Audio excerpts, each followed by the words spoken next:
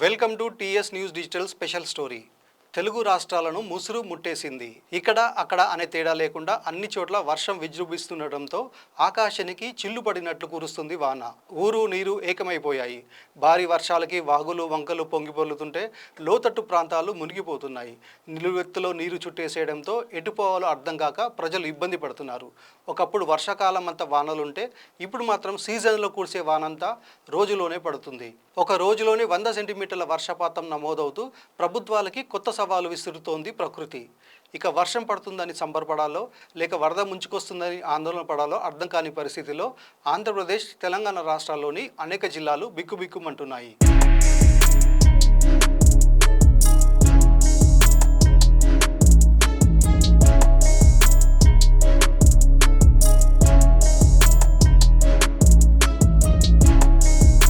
వాన రాకపోతే ఓ కష్టం, వస్తే మరో సమస్య అన్నట్టు మారిపోయింది. నిన్నటిదాకా చుక్క నీరివ్వడానికి ముఖం చాటేసిన వరుణుడు ఇప్పుడు విజృంభిస్తున్నాడు. దాహంతో గొంతు పెడసకట్టిన రాష్ట్రాలు ప్రస్తుతం అధిక వర్షపాతంతో తడిసి ముద్దైపోతున్నాయి. ఉత్తర దక్షిణ భారతాలనే తేడా లేకుండా ఆల్మోస్ట్ దేశం మొత్తం ఇదే సీన్. ఇక తెలుగు రాష్ట్రాల్లో చాలా ఘోరంగా ఉంది పరిస్థితి.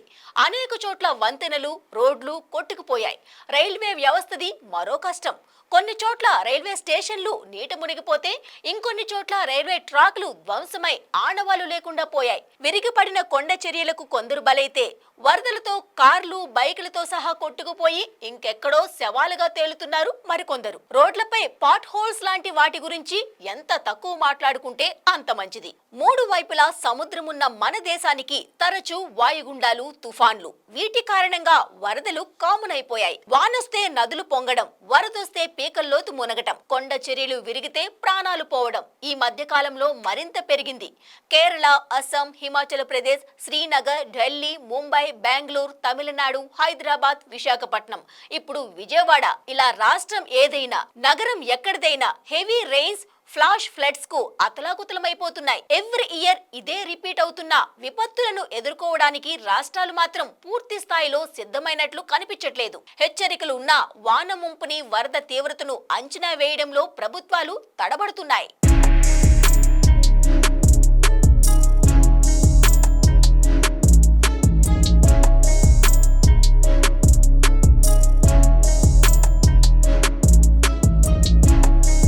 నిజానికి మన దేశంలో 1954లోనే జాతీయ వరదల నిరోధక కమిషన్ ఏర్పాటు చేశారు. 10 నుంచి 12 ఏళ్లలో దేశానికి వరదల బెడద లేకుండా చేస్తామని ప్రకటించారు అప్పటి పాలకులు. రిజల్ట్ మాత్రం జీరో.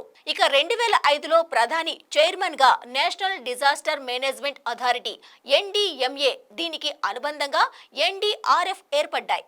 NDRF కేవలం వరదల సమయంలోనే కాదు, ఎక్కడ ఎలాంటి వైపరీత్యాలు సంభవించినా రంగంలోకి దిగుతుంది. జాతీయ విపత్తు నివారణ దళాన్ని ఏర్పాటు చేసినా దీనివల్ల ఇప్పటి వరకు ఎంత లాభం జరిగిందనేది అనుమానమే. దురదృష్టం ఏమిటంటే అటు వరదల్ని అరికట్టడంలోనూ ఇటు ముందస్తు చర్యలు తీసుకొని నష్టాన్ని తగ్గించడంలో మాత్రం ప్రభుత్వాలు అన్ని స్థాయిల్లో ఫెయిల్ అవుతూనే ఉన్నాయనే చెప్పాలి.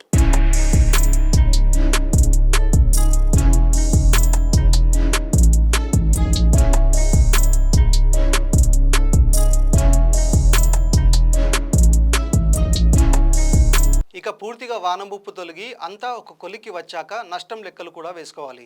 మరి ఈ వరదపోట్లు ఒక్క ఏడాదికే పరిమితం అవుతాయా, లేక భవిష్యత్తులను ఇలాంటి విపత్తులు చూడాలా? అంటే ఇక మీదట అర్బన్ ఫ్లడింగ్ సర్వసాధారణంగా మారిపోవచ్చు అంటున్నారు నిపుణులు. ఒకవేళ అదే జరిగితే హైదరాబాద్, విజయవాడ, విశాఖ లాంటి నగరాలు తట్టుకోగలవా, గట్టిగా నిలబడగలవా అనే ప్రశ్నలు వినిపిస్తున్నాయి. అసలు ఏమిటి అర్బన్ ఫ్లడింగ్? పట్టణ వరదలు ఒక మన దేశానికే పరిమితమా? ప్రపంచ స్థాయి నగరాలు కూడా ఈ ముప్పును ఎలా అధిగమిస్తున్నాయి? ఎలాంటి చర్యలు తీసుకుంటే ఈ విపత్తు నుంచి మన నగరాలు బయటపడే అవకాశం ఉంది?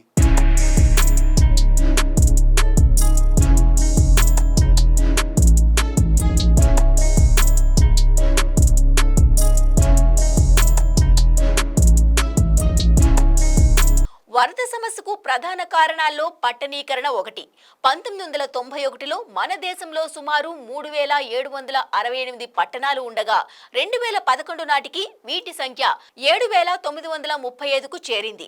2050 నాటికి దేశ జనాభాలో సగం పట్టణాల్లోనే స్థిరపడతారని అంచనా.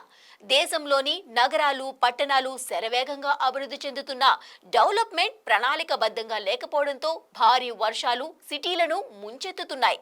సామర్థ్యానికి తగిన వరద కాలువలు ఏ నగరంలోనూ సరిగా ఉండడం లేదు. డ్రైనేజ్, నాలాలకు సెపరేట్ సిస్టమ్ అంటూ ఏమీ లేదు. నగరమంతటా దాదాపుగా కలిసిపోతున్నాయి. భారీ వర్షం పడితే మురుగునీరు రోడ్లపైకి రావడం వల్ల ఇంకా ఘోరంగా ఉంటుంది సిచ్యువేషన్. భూతాపం వల్ల పెరుగుతున్న ఆకస్మిక వరదలను ఎదుర్కోవడానికి మరింత పకడ్బందీ ప్రణాళిక అవసరం. ఈ అవగాహన లేకపోవడం వల్లే ఫ్లాష్ ఫ్లడ్స్ ప్రపంచ నగరాలను ముంచెత్తుతున్నాయి. ప్రస్తుతం 20 ఏళ్లకు ఒకసారి పెను తుఫాన్లు సంభవిస్తుంటే 2100 నాటికి ఈ పరిస్థితి మారి 4 ఏళ్లకు ఒక పెను తుఫాన్ విరుచుకుపడటం ఖాయమని అమెరికా వాతావరణ పరిశోధకులు హెచ్చరిస్తున్నారు.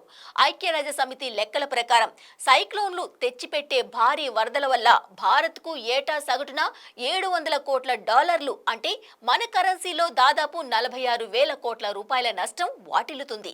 ప్రస్తుతం ప్రతి సంవత్సరం 48 లక్షల మంది భారతీయులు ప్రకృతి ఉత్పాతాలకు బలవుతుంటే 2030 నాటికి ఈ సంఖ్య దాదాపు 2 కోట్లు ఉండొచ్చని అంచనా.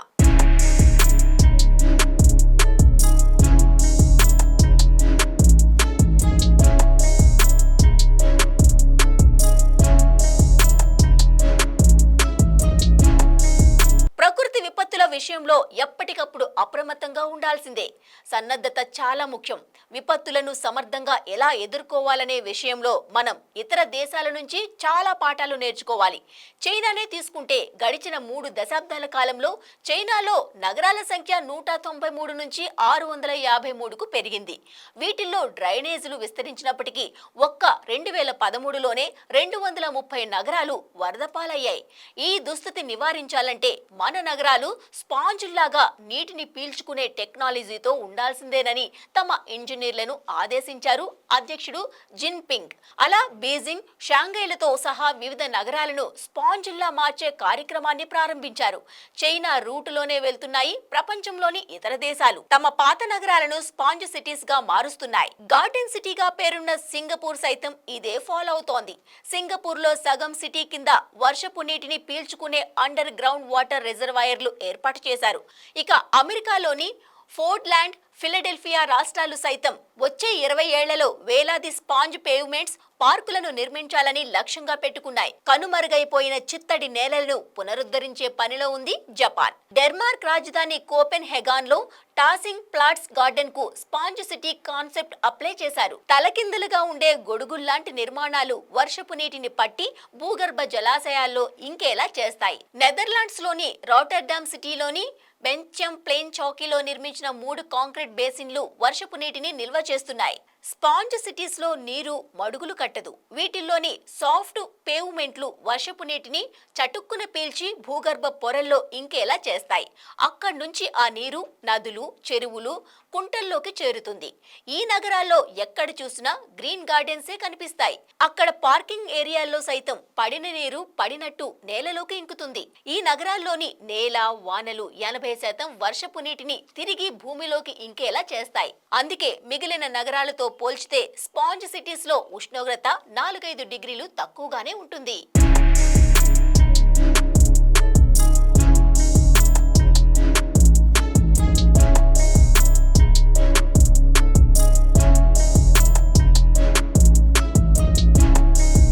విపత్తుల నిర్వహణ విషయంలో మిగిలిన దేశాలతో పోలిస్తే ఇండియావి ఇంకా బుడిబుడి అడుగులే. అందుకే ఓసారి వరద బారిన పడితే తేరుకోవడానికి ఏళ్లకేళ్లు పడుతుంది. ఈ ముప్పు నుంచి బయటపడాలంటే ఇప్పుడు మన పాలకుల ముందు 2 మార్గాలు ఉన్నాయి. ఒకటి, మురుగు, తుఫాన్ డ్రైన్ లాంటి సంప్రదాయ వసతులైన గ్రే ఇన్ఫ్రాస్ట్రక్చర్ని అంటిపెట్టుకోవడం, లేదా హరిత నీలి వ్యవస్థగా చెప్పే గ్రీన్ బ్లూ ఇన్ఫ్రాస్ట్రక్చర్కు మారడం. సంప్రదాయ పద్ధతిలో ఎన్ని అండర్ గ్రౌండ్ పైపులు నిర్మించినా భూతాపం తెచ్చిపెట్టే కుంభవృష్టిని అవి తట్టుకోలేవు. అదే గ్రీన్ బ్లూ ఇన్ఫ్రాస్ట్రక్చర్లో అయితే తుఫాన్ నీటిని భూమిలో ఇంకించి శుద్ధి చేసి ప్రజలు, పార్కులు, పరిశ్రమలకు అందిస్తూ వర్షపు చుక్కని వరదగా మారకుండా అరికట్టవచ్చు. దాటవచ్చు. సో పదుల సంఖ్యలో స్మార్ట్ సిటీలు నిర్మించాలని భావిస్తున్న కేంద్రం రాజధాని అమరావతిని ఆధునిక వసతులతో కట్టాలని భావిస్తున్న చంద్రబాబు ఈ స్పాంజ్ సిటీ కాన్సెప్ట్ అప్లై చేస్తే బాగుంటుందంటున్నారు నిపుణులు. ఎందుకంటే ఎప్పుడైనా రియాక్టివ్ మేనేజ్మెంట్ కంటే ప్రొయాక్టివ్ మేనేజ్మెంటే బెటర్ కదా.